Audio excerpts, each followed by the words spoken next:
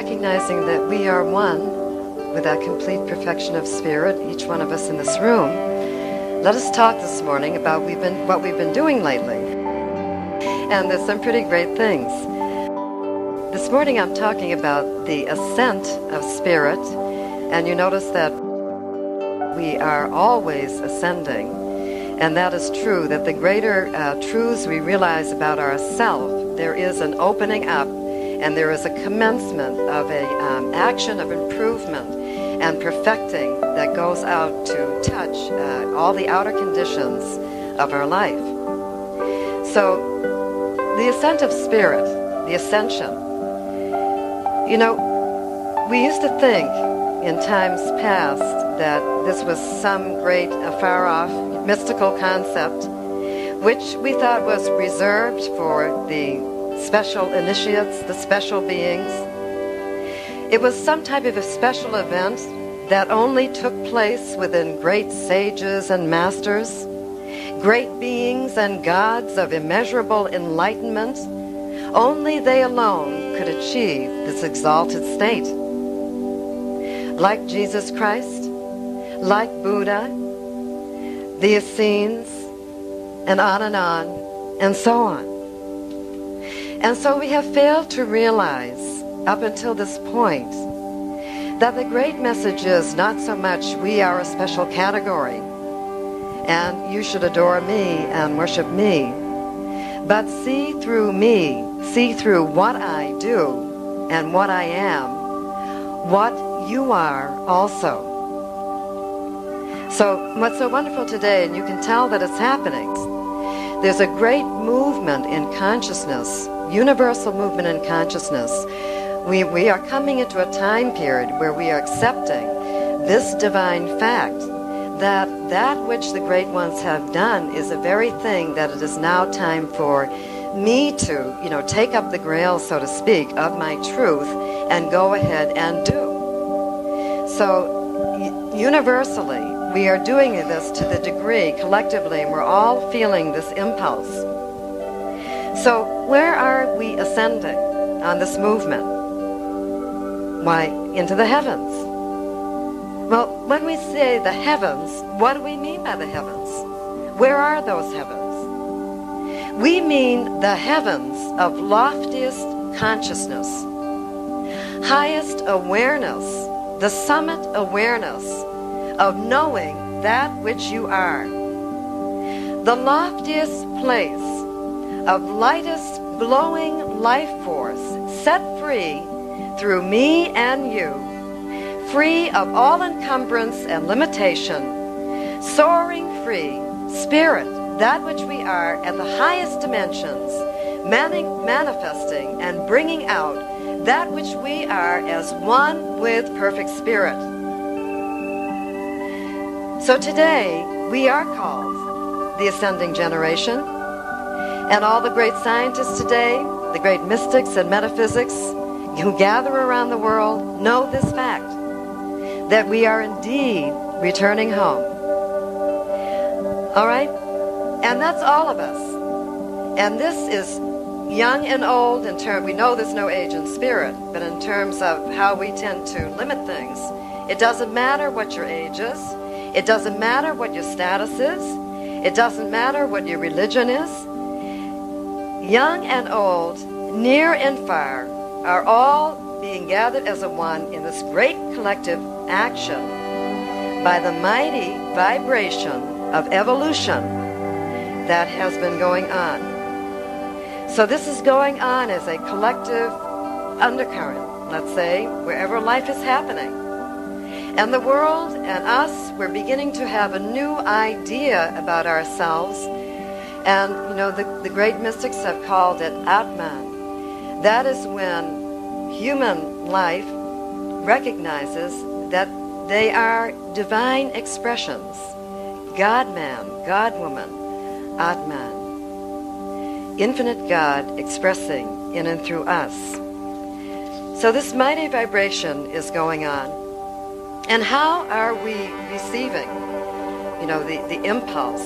How are we receiving this mighty influence, which is passing through evolution?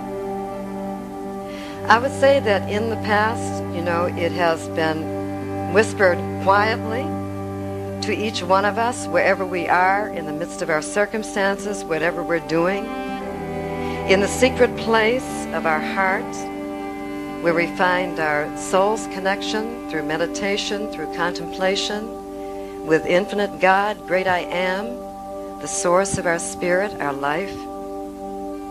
We have all heard these words. You are one with me. I am that which thou art. Thou art that which I am. One, the great statement, the greatest healing statement of all time, I think, is I and the Father are one. What does this mean?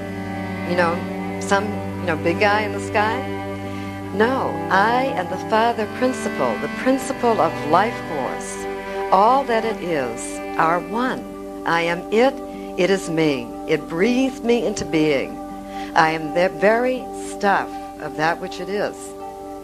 Like any artist that paints, and you look at their painting, you see their signature on that painting. The influence, it cannot be helped, that we must impress ourselves, it says in Science of Mind. Thought impresses itself upon mind. So the character of our thought impresses itself upon mind. So God pressed out, thought up into God's self, and manifests us. Thus we must be one with all that it is, because we bear, let's say, the traits of God, infinite traits. So I and the Father are one. I and the Father are one. In this great possibility, there is no limit to how far I can overcome and ascend and express that greatness within me, which I am one with. I'm not talking about, our little personalities, which have a way of operating in separation, right? I am talking about that great force of life, that, river of life that flows through us, which we may contact and manifest whatever from there. So I and the Father are one. Through this statement, we have commenced the process of ascension, okay? Because we have come out of the idea that I'm limited, I can't, poor me, I'm one with my experiences, no good ever happened to me, it'll never happen. So we're doing what I call, we're correcting the case of mistaken identity, when we've forgotten who we were, and we thought we were all those things that happened out there to us, rather than remembering there's only one thing that I'm one with, and that is great unlimited good. I and the Father are one from the beginning. So nowadays, and it's so great, no matter what each one of us has experienced independently or individually, no matter what we have been through, no matter what we have thought about ourselves, we are now receiving that message that we are God's or life force. We belong to that. Like Christ said, I'm in this earth, but not of it. We belong to that, and that alone. We are in this earth, not of it. So, what? The past no longer matters. It does not matter whatsoever. The only thing that matters right now in this stage of great opportunity is for you to realize who you are. I and the great principle of life are one. We are children of the Most High from the beginning. If you trace cause back to original cause, you would have to say, well, God breathed worlds. Then me, through my parents. So, tracing things back, you must come back to the original beginning. We are children of the Most High from the beginning. And regardless of whatever each one has been through, we remain a jewel, an infinite jewel of divine creation. Each one a unique and whole facet, empowered to reflect the total beauty and magnificence of that jewel. Unique, one at the center, but each one a unique radiation. Each one is a divine idea manifest. Like there's no two thumbprints alike in this universe. There never was a you, and there never will be a you. So you are the only you. You are the only pattern of you happening. And you have come to be fulfilled and to be expressed. You are a divine idea, made manifest, sprung from the high mind, one with mighty creation and creative forces in all. Now this is a great idea. This is a very emancipating and freeing idea. So when this idea dawns upon us, whether someone says, hey, this is who you really are, however God is working it out to get the message to us, we become thrilled. We become awed. And it is in this instant of letting go of that limited identification that the process of emancipation has indeed truly begun. Truly begun. Spirit is awake and ascending right where we are, not afar off, yet right within us, right where you and I are. So we see that ascension, or raising up, is truly a matter of lifting consciousness. For mind on earth, in earth plane, mind rules all. What mind is on, body and worlds become. What mind is on, body and worlds become. And to arise to the loftiest heights in consciousness, to the heavenly spheres of knowing the truth, is to continue now this great action which God has already begun on your behalf through familiarizing you with meditation, etc. Now you continue the action through maintaining your perfect knowing of who you are.